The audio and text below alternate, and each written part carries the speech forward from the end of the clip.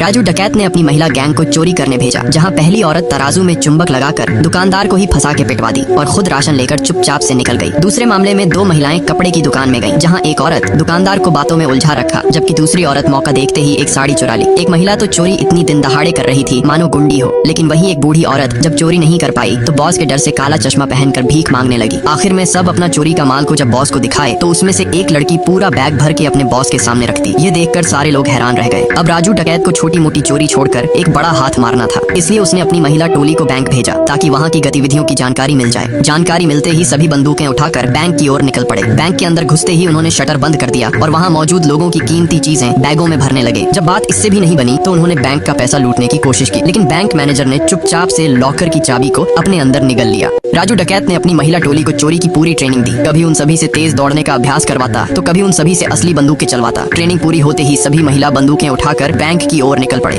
Bank के अंदर घुसते ही उन्होंने शटर बंद कर दिया। अचानक इतनी चोरों को देखकर बैंक में भगदड़ मच गई। महिला टोली ने मौजूद लोगों की कीमती चीजें अपने बैगों में भरने लगी। जब बात इससे भी न बनी तो उन्होंने बैंक का पैसा लूटने की कोशिश की, लेकिन सही समय देखकर मैनेजर ने लॉकर की चाबी को अपने अंदर निगल लिया ताकि बैंक का पैसा चोरों के हाथ में न लग जाए। परंतु एक महिला अपने ताकत के बल से पूरा लॉकर को ही तोड़ डाली। यह देखकर लोगों की आंखें फटी की फटी रह गईं। परंतु इतनी मेहनत के बाद भी लॉकर के अंदर फूटी कौड़ी भी नहीं थी। ये देखकर पूरी महिला टोली का दिल टूट गया। इतनी मेहनत से एक बैंक को लूटने की भी कोशिश की तो उसमें पैसा नहीं था। उसने बैंक के मैनेजर को भी धमकाया, पैसा कहाँ है। इतने में पुलिस की पूरी फोर्स चारों तरफ से बैंक को घेर चुके थे। शिव कुमार को बचपन से ही एक अजीब सी आवाज सुनाई देती थी। इस वजह से वह हर समय डरा हुआ रहता था। उसकी आवाज उसके कानों में कांटों की तरह चुभती थी। ऊपर से उसे कभी खतरे की गंध आती तो उसके सामने यमदूत दिखने लगते। छोटी उम्र में ही ये सब घटनाएं उसके मानसिक संतुलन को प्रभावित कर रही थीं। इसलिए उसके माता पिता ने अच्छे डॉक्टर से सलाह ली। माँ ने डॉक्टर को बताया एक अजीब सी आवाज उसे पुकारती है और उसके सामने यमदूत दिखने लगते हैं। डॉक्टर ने साफ साफ कहा, इस बीमारी की वजह आप दोनों हो। दरअसल शिव कुमार के पिता नाटक कला में यमदूत का किरदार निभाते थे। पिता को ऐसे देख देख कर बेटे के मन में यमदूत की छवि छप गई थी। कारण पता चलते ही पिता अपने काम को छोड़कर परिवार को लेकर दूर चले गए, लेकिन असली हकीकत कुछ और ही थी। शिव कुमार को जिससे खतरा महसूस होता उसके सामने यमराज दिखने लगते। दिन ऐसे ही बीतते गए और शिव कुमार बड़ा हो गया। अब सब कुछ सामान्य लग रहा था। उसे लगा कि उसकी बचपन की बीमारी भी ठीक हो गई है, किंतु एक रात उसे अपने पिता में यमदूत दिखाई दिए। यह देखकर वह आश्चर्य में पड़ गया, क्योंकि उसे यकीन नहीं हुआ उसे अपने पिता से क्या खतरा हो सकता था।